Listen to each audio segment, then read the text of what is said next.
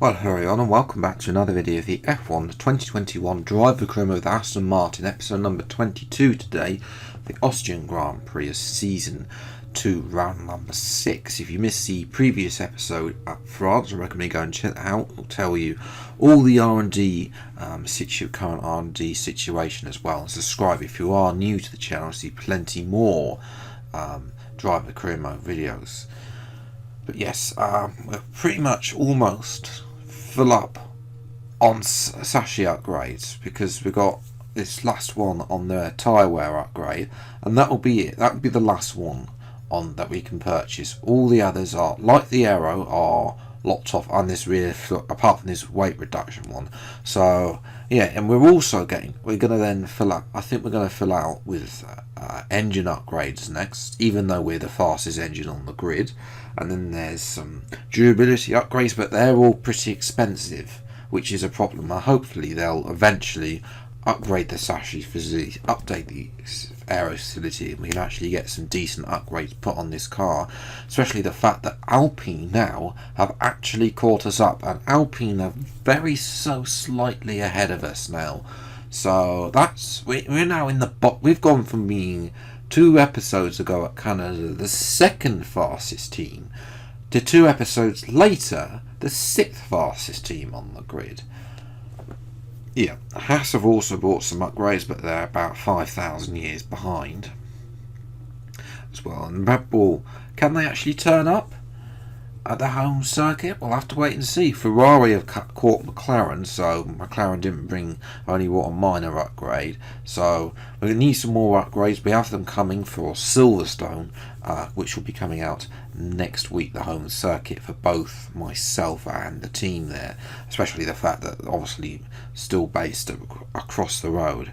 But questions from Claire in between practice and qualifying. She asked who my biggest rival are between 2 Mercedes driver and 2 Red Bull. Have you seen the R&D chart recently, Claire? How do you feel this season is going for you? Is the car competitive? I was really annoyed here there was not an aero option here, If there was an aero option, I'd be slamming the aero option, but we can't. But I'm going to slam the Sashi department anyway. Thank you for your time. So yes, moving to qualifying for Austria, a track that we didn't actually. I used to F1 2020. This was a good track for me, but last year, season 1 wasn't quite so.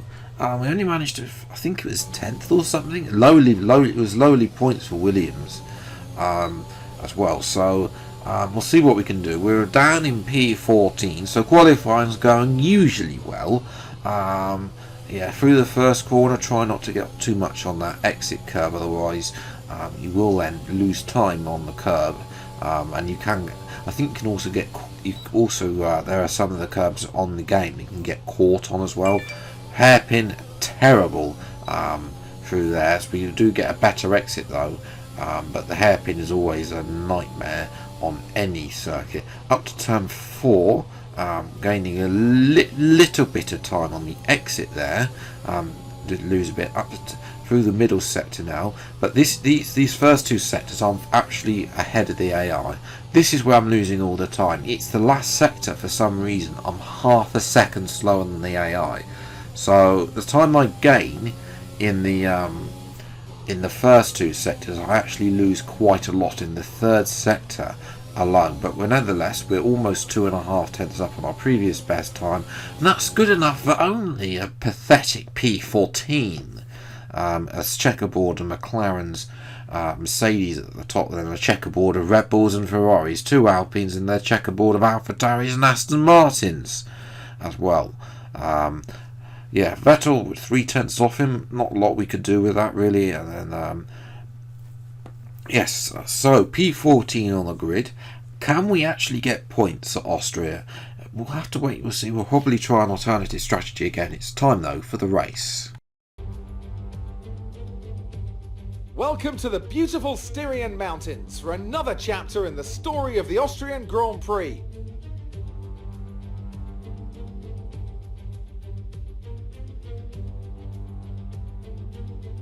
It's one of the shortest laps on the calendar today then, with 7 rights and just 3 lefts, making up the 10 corners of this high-speed circuit. Turn 2 is barely a corner at all. They'll be flat out through there, a left-hand kink into the uphill braking zone of turn 3.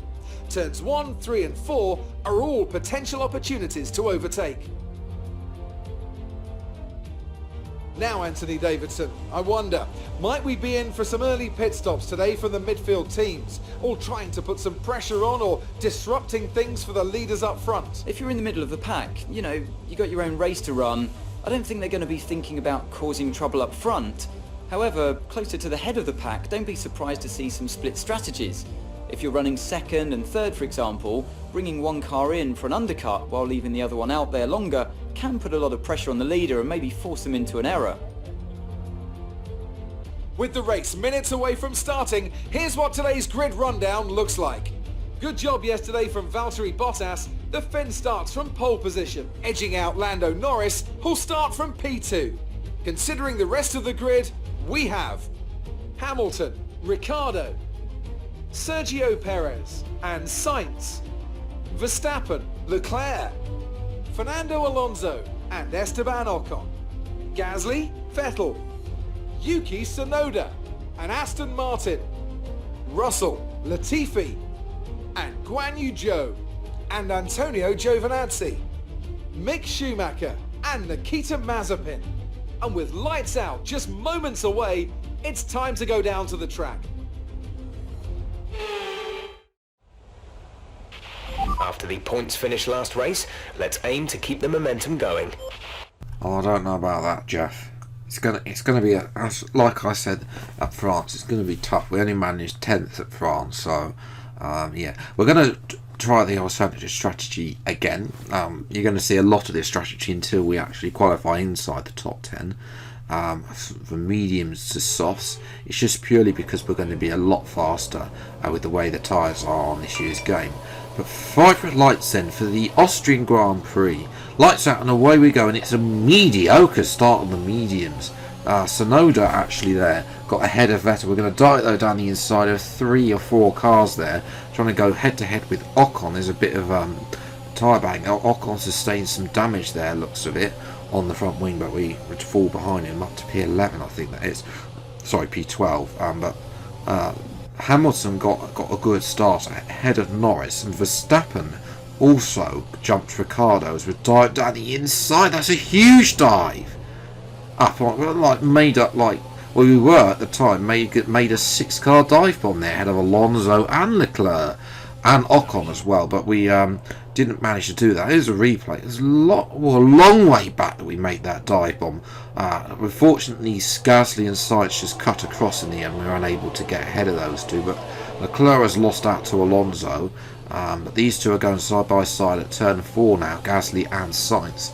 And Sainz cuts in front of Gasly. Alonso's having to think of it at turn 5, but we're going to try and hold our fit in up to turn 6. We're going to have to squeeze him to the left hand side to keep the position. He's still there on our left hand side. We're going to try and cut across. Leclerc's trying to get involved as well through into the final corner. We just about make it. Norris is now really slowing up. The Mercedes are in a world of their own out in front, and there's a huge train between Norris, Ricciardo, who's back in front of Verstappen ahead of Perez, and then Sainz and Gasly. So that's where we are on lap 5. Alonso now has a go at us into the penultimate corner, turn 10, and nothing doing there. And sneakily, Leclerc actually gets past here. We'll get a good replay. A little bit wayward from myself there on through that corner. There was a little bit of tyre banging between there, and Leclerc just takes the inside line because you push Ricciardo off, and Alonso doesn't have much of the front wing left, unfortunately. It's actually Perez in front of Verstappen in this stage as Perez. Oh no, Perez is not going to be in front of Verstappen as Perez retires from the.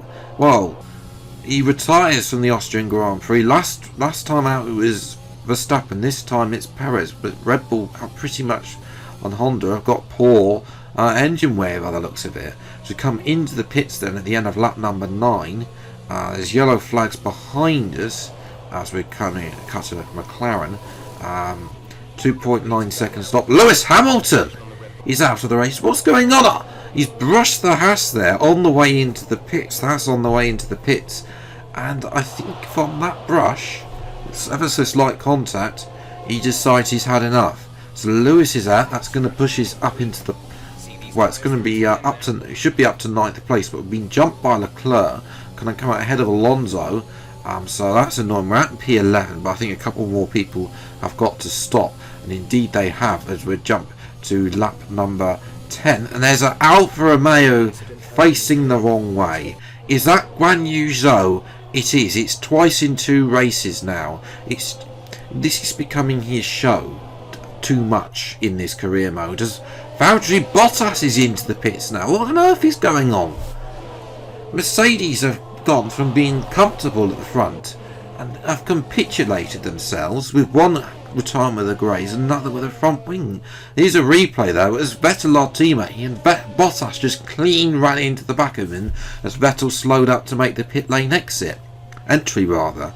So yes, Bottas is out of the points. It means there's a 3-way scrap now between Daniel Ricciardo, who leads ahead of Max Verstappen. Well, not for too much longer. The home fans will be cheering on Verstappen.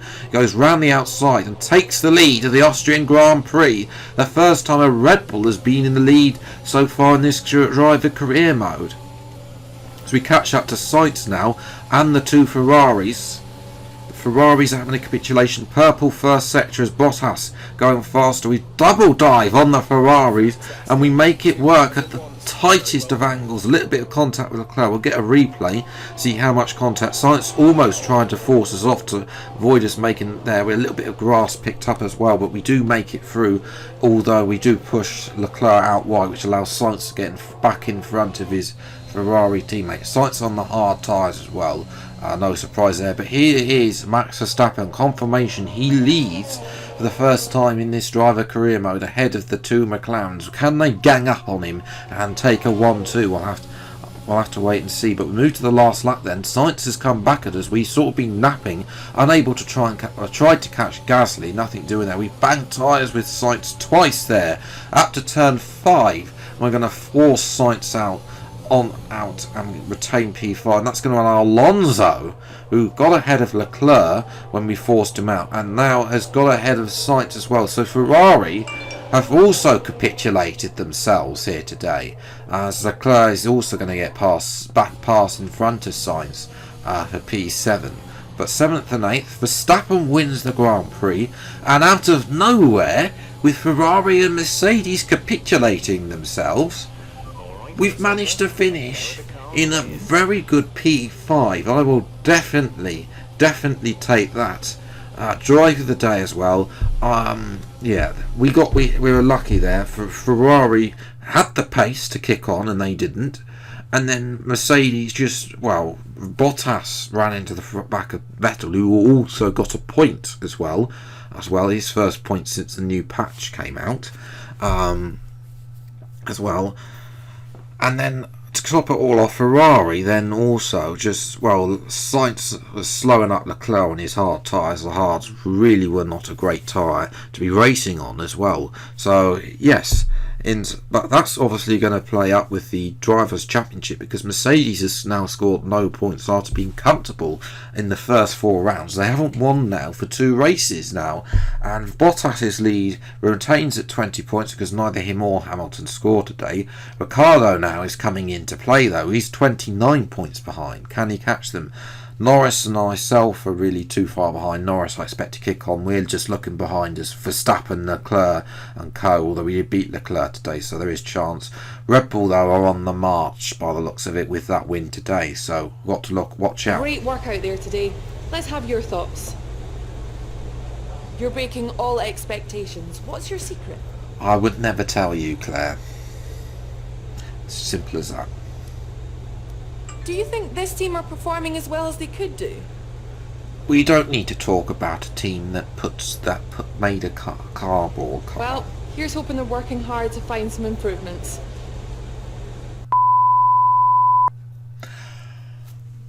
No, Claire, we were good today. We were good today. 5th place. It's the maximum we could have done.